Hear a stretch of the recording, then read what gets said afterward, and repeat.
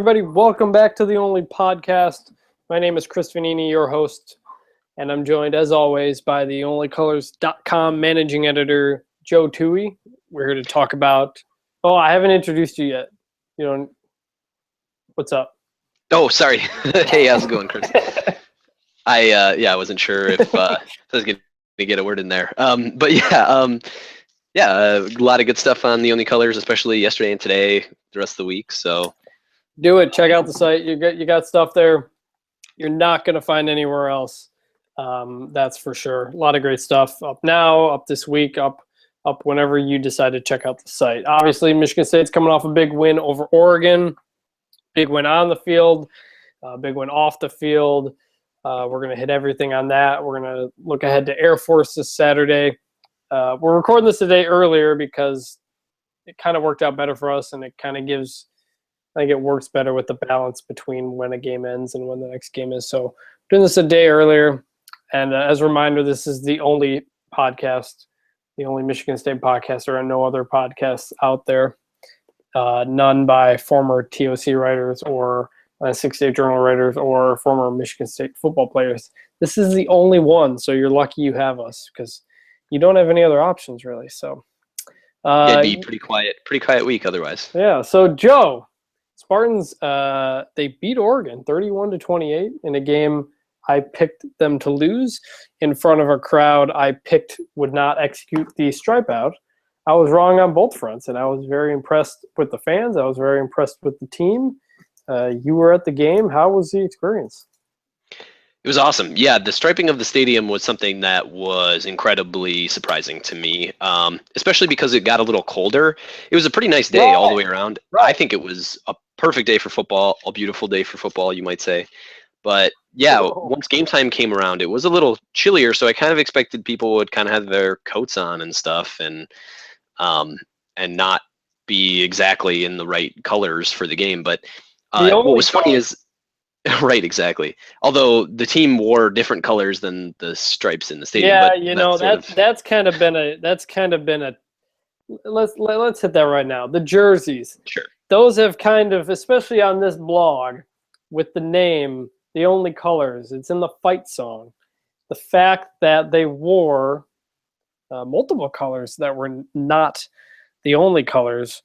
I thought it was received a lot better than the 2011 Pro Combats did. They don't even call them Pro Combats anymore. I don't think there's just so much now. They're just jerseys. But I think the biggest key to people liking them was the helmet, because it was really, really, apparently it's bronze, but it's really, really, really dark.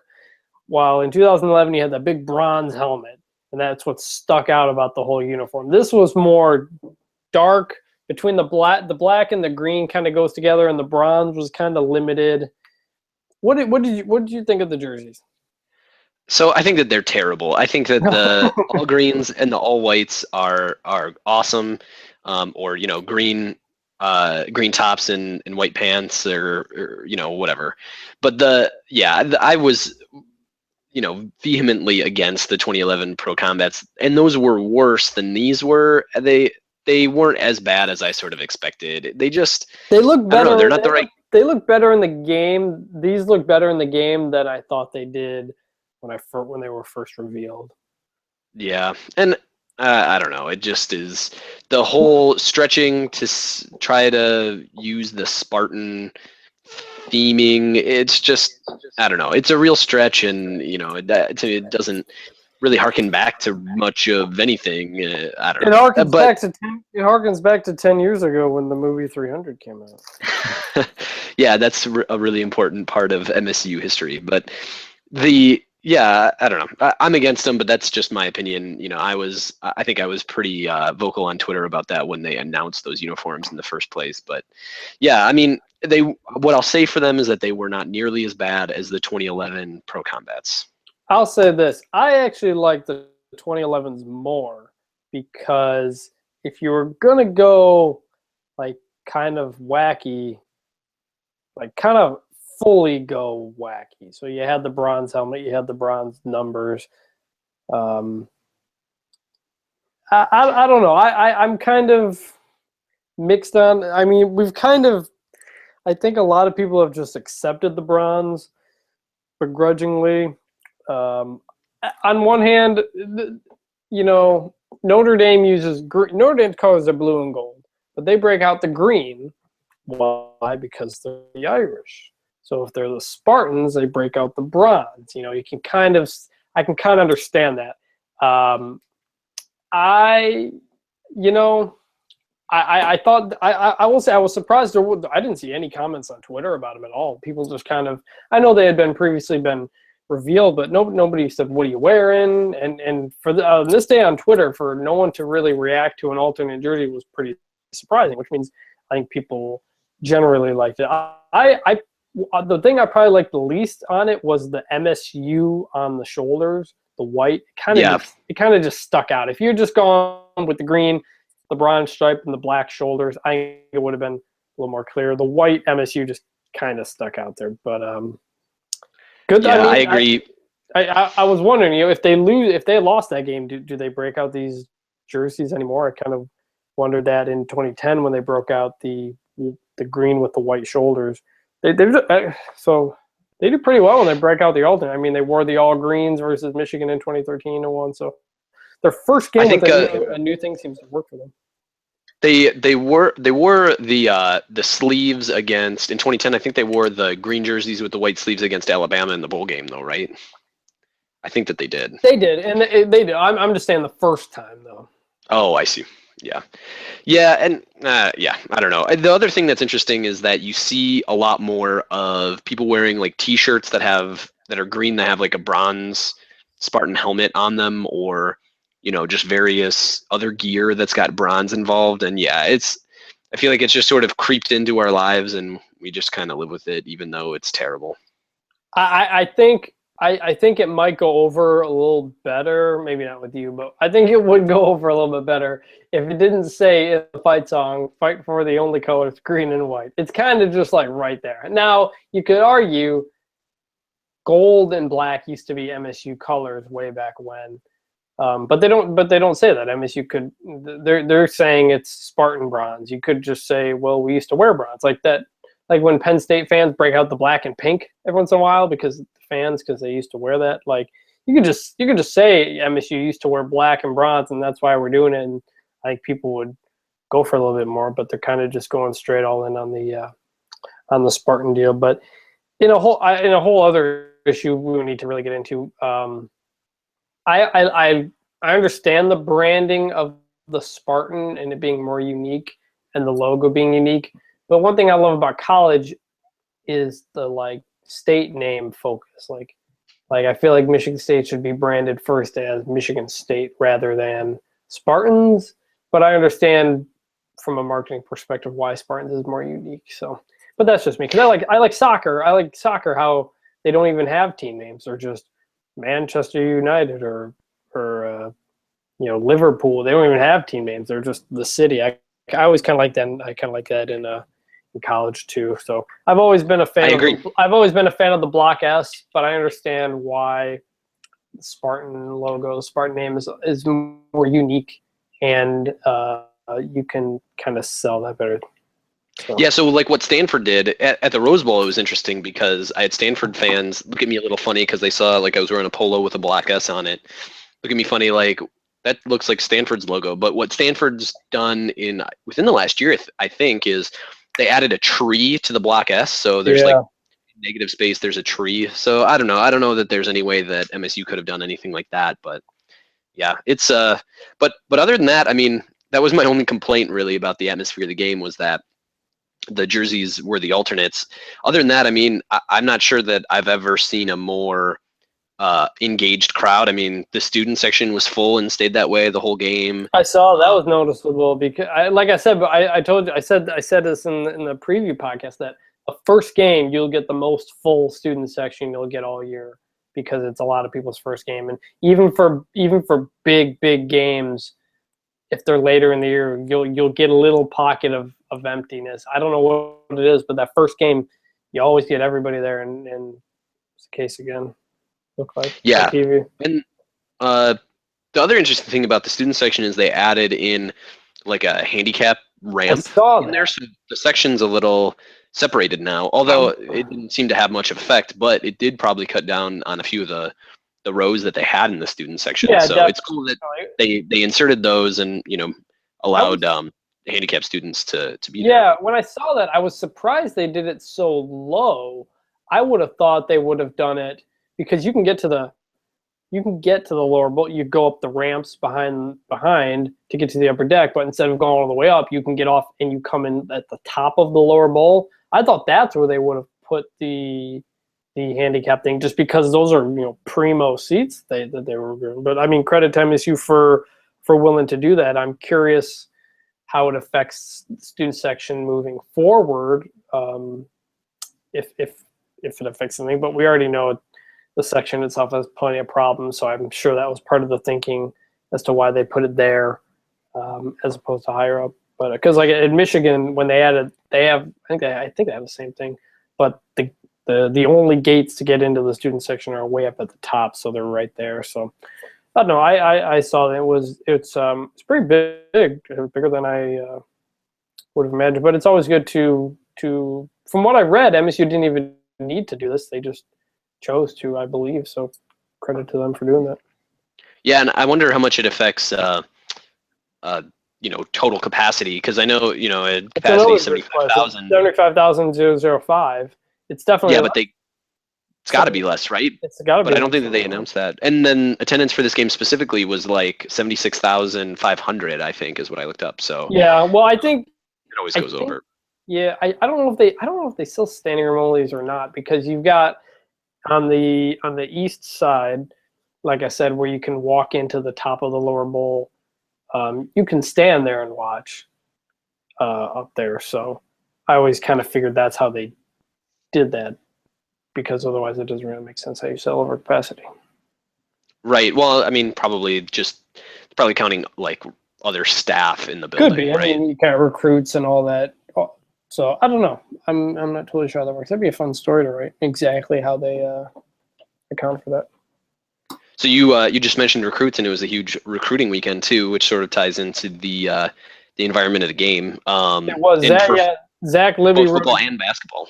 Well, yeah, Zach Libby wrote a good football recruiting roundup, which you can read on the site. They got some top prospects there for the game, from all different classes. Arguably the biggest football recruiting weekend MSU's ever had. So, which makes sense. I mean, to get a top 10 opponent in East Lansing. And basketball was too. I know a lot of former players were in town. Draymond Green was in town, and Stanley Johnson of the Pistons was in town. And from what I read, he participated in some sort of pickup game with. I believe the recruits were involved in that, right? I'm not sure, actually. I didn't hear about this pickup game, but I thought I saw something about that. Well, so the biggest news is that Cassius Winston's going to be announcing on Friday, who is a point guard recruit, big recruit. His final three ended up being MSU, Pitt, and Stanford, which is a really interesting group of three. He dropped Michigan after Michigan got a commit from Xavier Simpson, who's another point guard in the 2016 class. So Friday is when that Cassius Winston news drops. He's kind of a big recruit because if MSU doesn't land him as a point guard recruit, then there's a little bit of a drop off to other point guards. And right now there's only one point guard on the roster, which is Tum Tum Nairn. So that Winston recruitment's kind of a big deal. And he's also, landing him would probably help in the recruitment of Miles Bridges, who's going to be announcing on October 3rd. He was, in town for the weekend as well, and he's going to be picking between Indiana, Kentucky, and MSU. And he moved up his visit to Kentucky pretty significantly. He was going to go there for like their version of Midnight Madness or whatever. That's interesting. Instead is announcing sooner. Yeah, so he's not going to be there. So he's not going to do that for that. And Justin Alvarez of Scout.com, just before we started this, tweeted that people he talks to would be, quote, shocked if Bridges does not pick MSU. So MSU's been shocked plenty of times before, though. So I don't know how much. I don't know how much anyone's going to take into that into account, but it's out there. So yeah, so I mean, it's already a pretty good class. If they land Winston or Bridges, either of those are pretty big wins. And if they somehow land both, that is, sets them up for what would probably be a top 3 class in 2016, which is pretty exciting. But don't get your hopes up too much because it's recruiting. And remember, it was just a few years ago. Crazy. Just a few years ago when Izzo could never get the big recruits anymore, and that seemed to have changed pretty quickly. So, all right, let's talk about this football game. We've been talking for almost 20 minutes. We haven't even talked about this dang football game. So, Michigan State never trails in the game. They trail at the very beginning of the game. Oregon drives down on their first drive, scores. MSU scores a touchdown 3 plays later, and then MSU never trails. And not quite the offensive shootout I think a lot of us expected. Some inefficient quarterback play on both sides. What were your 389 yards for MSU, 432 for Oregon. What did you take? What was your biggest takeaway from the game? My biggest takeaway was the defense. I mean, it was incredible that the defense was able to stop Oregon from getting any plays that were longer than 30 yards a year after they gave up big plays, 1 of 70, 1 of 64 in 2014, and then a couple other big ones. That was the biggest takeaway to me because last year that was the bugaboo, right? Were the big plays on defense, and that's sort of what did MSU in against both Oregon and Ohio State and caused a big deficit against Baylor in that Cotton Bowl as well. So, I mean, Oregon still got skill players at the wazoo, and they have guys back that actually weren't there last year, like Braylon Addison, who is the guy who had the punt return touchdown, was out for all of 2014 with injury. He was their leading receiver in 2013. So for this MSU defense, without guys like Trey Waynes and Darqueze Dennard and Curtis Drummond to sort of stop those big plays that had happened in the previous year was a revelation. I mean, that's awesome news for a lot of reasons, right? I mean, it's not just the fact that it was this win, but it shows that Harlan Barnett and Mike Tressel and who are the new co-defensive coordinators are going to be able to evolve along with the defense a little bit, that the athletes that are playing in the secondary are able to handle that sort of thing. Viante Copeland was back on the depth chart this week after getting injured. I know we're going to talk depth chart in a second, but that was the biggest takeaway to me, was that despite all the losses defensively, including Pet Narduzzi, they actually improved anyways. So that was the amazing part. Yeah, and the big plays, I was kind of surprised by Oregon's game plan as the game went along. It felt like they really wanted to hit those big plays, but Vernon Adams they couldn't do it in the running game because MSU's run defense was stout, and they couldn't do it in the passing game, partly because Vernon Adams was really having trouble throwing the ball. It came out today that he broke his right index finger, which is a very important finger when you're throwing the football. And that's not to make excuses. I mean, that happens in football. People get hurt. But it felt like they were maybe trying to force it a little bit more downfield whenever they went outside to the edges, it was always working. They were hitting guys in the flats. They were hitting bubble screens, and they were always getting a solid chunk of yards. But it felt like, I don't know if they were getting impatient, but they just kept trying to, hit something over the top when attacking the edges. Like we said, they had the edge there in speed. That's where I thought they were going to exploit MSU's defense, and they did that on the very first drive. And they drive down the field, and then the next drive I don't believe they ran any of those same plays. It was just at random times they would get away from going to the outside, and they'd try to run up the middle. They try to throw. They just do straight drop back passes with Adams that weren't working. I was very surprised by the inconsistent game plan. And anytime they went away from that stuff, it was beneficial to MSU. It was something like in the third quarter or something. I tweeted that Oregon I didn't think Oregon had run a jet sweep yet, and then they did, and it picked up like 6-7 yards, and kind of stopped going to the edges, and just a strange game plan from Oregon, because they had that edge there. And MSU's defensive ends adjusted. Shalik Calhoun started to play the bubble screens a little bit better to try to blow those up. But with the weapons Oregon has, and especially when your quarterback's playing with a broken finger, I was surprised they tried to throw downfield as much as they did. I mean, 2 interceptions on deep balls. The one which was horribly underthrown. But yeah, I think that the part of what was going on there was that MSU was specifically trying to limit those plays in such a way that caused longer drives. So it classic bend but don't. It felt like Oregon didn't want to do that. Like I said, classic bend but don't break. Right. The defensive ends adjusted. They would, like I said, they would, instead of straight rushing, they'd go wider and get their hands up to try to stop that. So, but like I said, jet sweeps, they barely did any of those. And Vernon Adams clearly isn't the runner that Marcus Mariota was. But just not in the tempo. I mean, they ran 82 offensive plays, but they were not showing the tempo that Oregon's used to. I mean, maybe it's because they only have had Vernon Adams for 4 weeks on the team. I mean, that's something we talked about before the game too.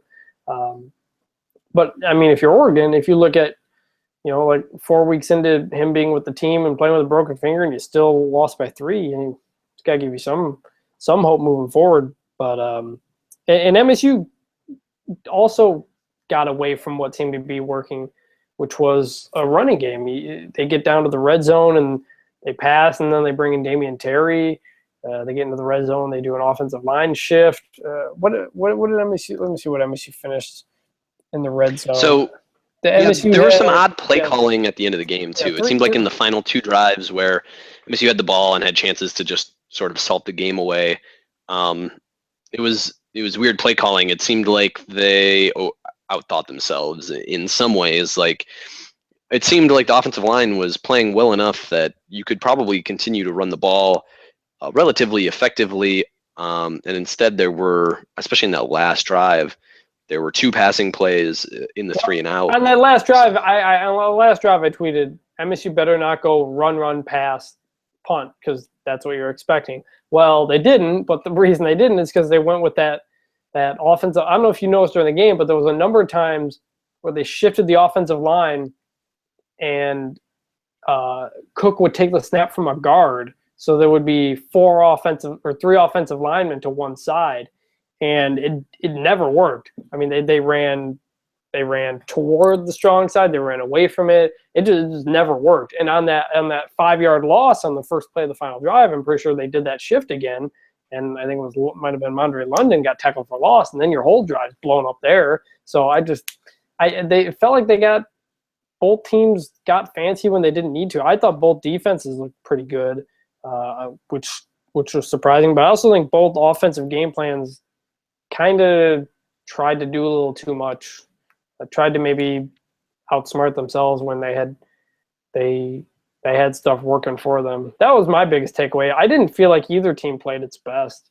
I would agree with that. I think the offensive line shifting to me seemed relatively effective at times. I mean, the MSU averaged 5.6 yards per rush, sack adjusted. Right. I mean, I haven't watched it a second time. I just know every time I noticed the shift, it didn't work.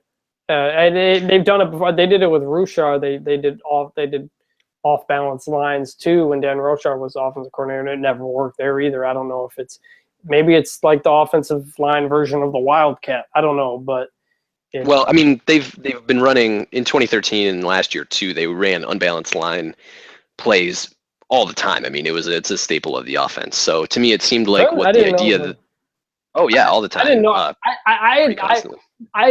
Well, in this game, they specifically shifted the line like after they went under center. Yeah, right. Cook went under center, pulled up, shifts the line, and then goes. That I had never seen before. Well, I think that the idea there is to get different counts on either side of the ball. So, you line up one way, you see what the defense looks like, you shift in one direction, you essentially get an additional blocker to that side, and you see how the defense reacts, and you kind of allow Cook to make the call at that point. But with the offensive line you've got, I don't think you really need to do that. Connor Cook didn't even get a hand put on him. The Allen brothers were opening up huge holes on the left side. It was just another example. I just felt like they were doing too much when the bread and butter for both teams. The bread and butter was working, and it felt like both teams kind of got away from it. But that's how it goes. Yeah, I'm still pretty okay with the unbalanced line and the shifting pre-snap. I mean, it maybe it may or may not have had any impact, but it wasn't. I wouldn't say it was like a passing thing either, right? I mean, I think that they ran play action out of that a couple times just to keep Oregon honest when they did it. But yeah, I don't know. It has been an effective strategy previously to have an unbalanced line, and if doing that shift to make the line unbalanced, a few seconds before the snap, lends some advantage, it seems totally fine. I just hadn't. I don't know if it. I maybe you're right. I just haven't noticed. I have not previously noticed the unbalanced line doing very much for MSU, but maybe I'm wrong. I remembered under Ruchar. I don't remember it the last 2 years. It caught my eye again this time, so maybe I'm just missing it. But the guys behind them, MSU hasn't allowed a sack in 2 games. They haven't allowed a sack this year. But Connor Cook finished 24-32, 2 TDs, a pick, 192 yards, but never really went deep very much at all. There was a point in the game I had tweeted that the Oregon safeties had been moving closer and closer. I said MSU's going to throw one over the top here pretty soon because this is what they're trying to do, and they did, and Cook threw it over the top and nearly threw an interception. And other than that, they didn't go deep very often. All game was just kind of surprising. What did you think of Cook's performance? I mean, it was quintessentially Connor Cook. I think that there were times on that 4th down conversion, 4th and 6 in the 3rd quarter, which resulted in a touchdown later in the drive, was absolutely perfect. Right, that was one that got the attention of NFL reporters too.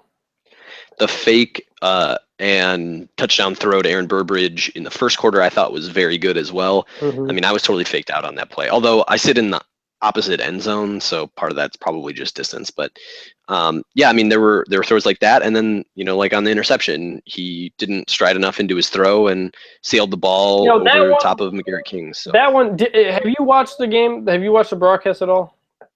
I rewatched the game. Yeah, I got the sense. I guess I haven't seen an explanation. I don't know if anybody asked about it, but I got the sense that King's ran a wrong route or something because Cook broke off his route or something. Cook clearly knew where he was going with the ball. That didn't look like an overthrow or a sail. It looked like just straight up miscommunication there. So I don't know who to put that one on.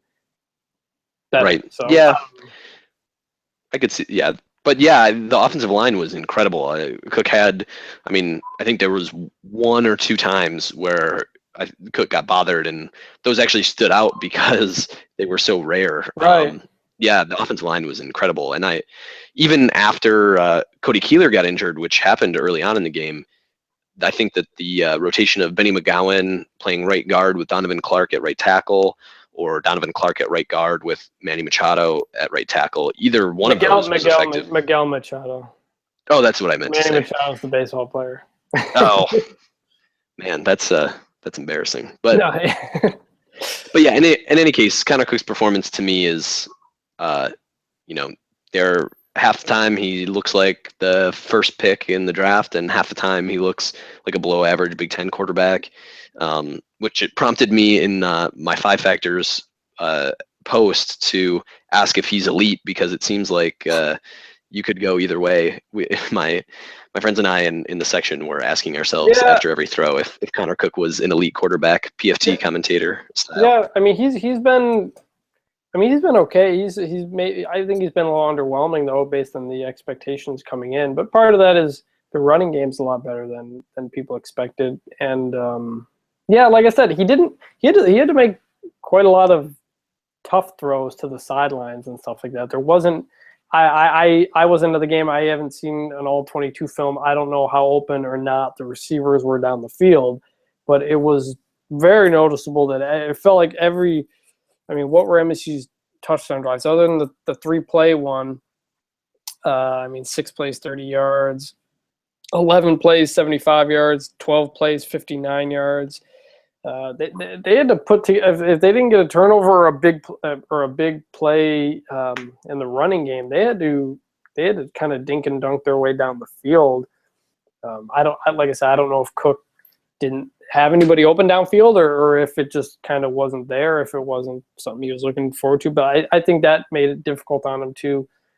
He kind of had to keep things underneath, which is how you get to, what was he per pass attempt? 6.0 yards per pass, 9.6 per completion. So, yeah, I would say that's probably part of the strategy as well, right? I think that they weren't taking shots downfield, one, to limit the opportunities for turnovers, but two, also to try to grind out drives to keep the defense fresh to some extent. I mean, I think that the offensive game plan was informed a little bit by the fact that they were playing Oregon.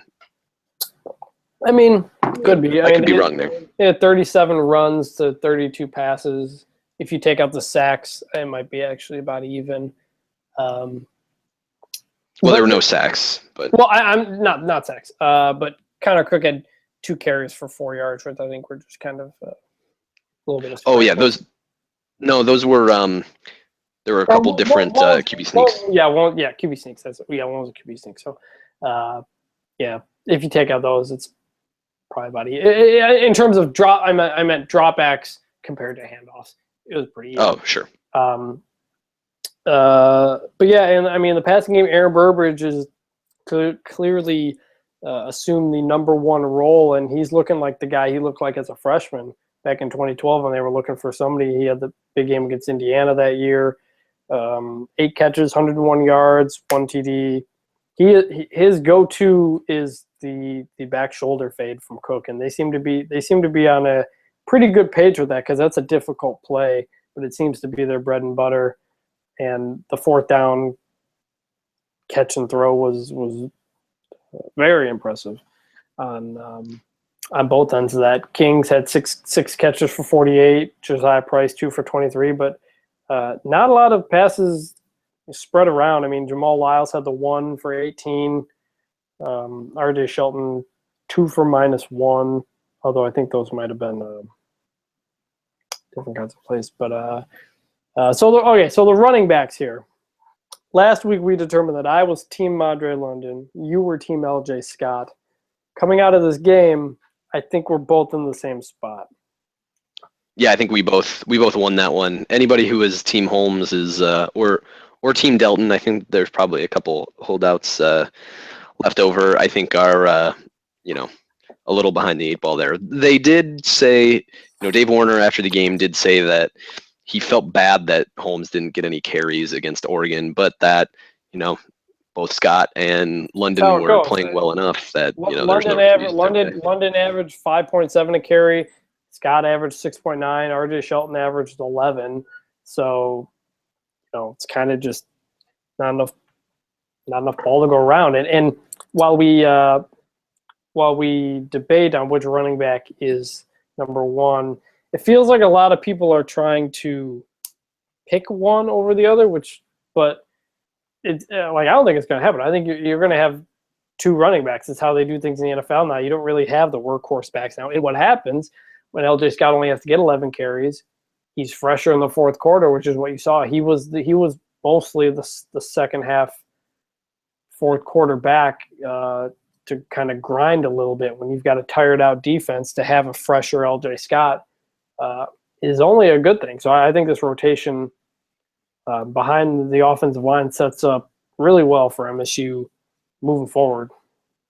Yeah, I agree with that. And it seems like with the way that the depth chart looks with Madre London at the top and then LJ Scott and then Gerald Holmes, that a Delton Williams redshirt is becoming more and more likely as the season goes along. I mean, I know that D'Antonio has said he's not scared to play him, which is good, but it seems like at least the longer that it goes. Right, there's no reason to. I know they've looked at him at defense before, but I don't think at this point in the year it's something you'd want to look at. He's a junior. if you redshirt him, give him 2 more years. I mean, you figure it's going to be difficult for him to pass London or Scott right now based on how those guys are going, but you never know how things are going to play out. So the Oregon game, what did you think of the Ducks? What did you think of Vernon Adams? I mean, generally, when you think of Oregon and kind of what they are, what the biggest thing I thought about Oregon, and I thought this after Sunday, is it really emphasized just how good Marcus Mariota was last year. To see him throw 4 first-half touchdown passes with the Titans and look like a NFL QB in his first game, and you think about what he did last year, and you compare it to what Vernon Adams had to do on short experience with the team. I think maybe we take advantage. You know, Mariota makes that play, that stumbling play against MSU last year that turned everything around.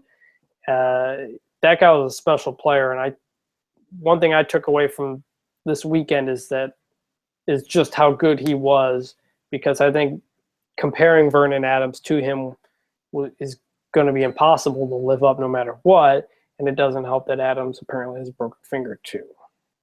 Yeah, so I mean, my thoughts there were that it seems to me like Adams at a certain point in the game turned the corner a little bit and seemed to be throwing the ball a little bit better. I mean, he was kind of hanging balls up there. That interception that RJ Williamson had seemed to be an example of just a poor throw. And so it seemed to me like, you know, Vernon Adams is still a work in progress to some extent between the injury. He zipped some of those throws, and that 4th down throw, oh boy, was that a heck of a throw. You could see the talent that was there, though, in spurts, kind of like Cook. Some misfires and then some throws where you're like, holy cow. Right. So I guess my ultimate takeaway is that I think that this is an Oregon team that'll get better over the course of the year, because they definitely still have the skill players on the outside and at running back. And I think that on defense, I was impressed at when they were able to firm up and, you know, stop the run to some degree. I mean, I think that they're going to be a little bit vulnerable in the passing game just because they got like 0 push against the MSU offensive line and in the passing game. But yeah, I think that that's a team that's going to improve over the course of the year. I think at this point they might not be all that great just because of the inexperience and injury status of Vernon Adams. I mean, for him to have gotten concussed, broken a finger, and had, you know, 10 days in camp or something like that, like that's it's impressive to see where he's at already, and where the way that he'll grow over the course of the year is probably going to be significant, I would think. I don't know enough about the Pac-12 to say whether or not I think, you know, they'd be contenders or necessarily win. Well, they've got their next up until late October, their schedule's pretty easy. They have Utah, but other than that, they play pretty much the bottom of the Pac-12 over the next month and a half, which will be good for him as he tries to kind of heal up. Then they get like Stanford.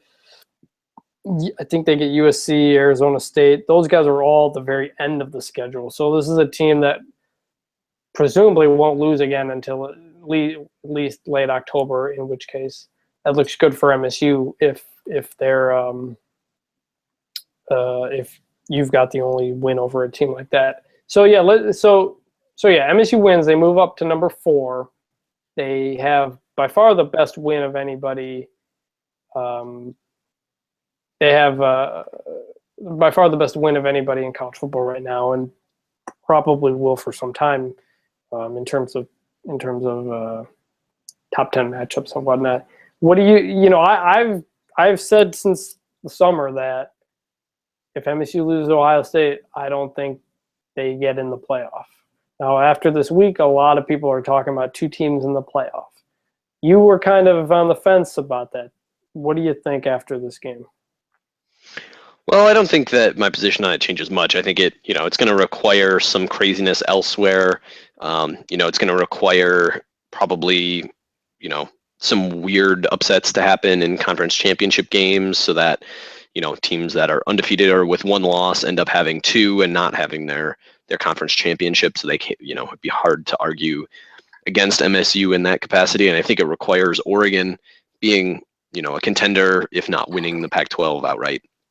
But yeah, I mean, what's funny is the So there's what's called the Massey composite. So what he does is he compiles a bunch of different analytic systems that, rate teams in various ways. And MSU right now has a really high standard deviation. So what that means is that, various analytic systems rate MSU wildly differently. I mean, there's, some systems that have MSU at number 1, and then there are other systems that have MSU at like 50. And part of that, I think, has to do with the amount of preseason data that gets phased out over time. But yeah, it's interesting because to me it seems like MSU at this point, because of the win and because the game against Western was not a blowout, and because this game wasn't a blowout either, there's a pretty wide range of opinions you could have about this MSU team. On one hand, they seem to have solved their biggest flaw from last season and seem to have found sort of the running back rotation to take over for Jeremy Langford, and Aaron Burbridge seems like a go-to receiver as well. But on the other hand, I mean, that Western team did not look very good in their loss to Georgia Southern. MSU that's a weird thing. I'll say this about Georgia Southern. That's a good team. Georgia Southern, I think they won 8 or something games this year. They won at Florida a couple years ago. It's a good team. However, they lost 44-0 in their opener against West Virginia. So I don't know what to take from a lot of these early game results, except for to think that maybe West Virginia is really good. So I'm curious to see how Western responds, because they play Ohio State. Also in the non-conference, they got arguably the toughest non-conference schedule in the country. So Western's a team that maybe getting hot kind of as the year progresses. But that Georgia Southern scored, it didn't surprise me seeing it. It did surprise me on the heels of Georgia Southern losing 44-0 to West Virginia. So I don't know what to make of that. I was just throwing that in there. You there? We lost Joe. See if he can get back in here. While we are waiting, an interesting comment from a story from, I believe it's from Mike Griffith on MLive. Nike, saying Nike co-founder and Oregon supporter Phil Knight told MSU Athletic Director Mark Hollis that it was the best football event, pro or college, that he had ever been to, according to MSU spokesperson John Lewandowski. So that's a credit to the MSU fans for the effort they put in. And pro or college is a pretty high statement from a guy who has definitely been to just about everything you could. So see if we can get Joe in here. Where'd you go, Joe? Can you get back in? Let me G-chat him here. I was just thinking about this too. It'd been a while since we had these technical difficulties. I thought we were getting past that. Thanks for sticking with us here.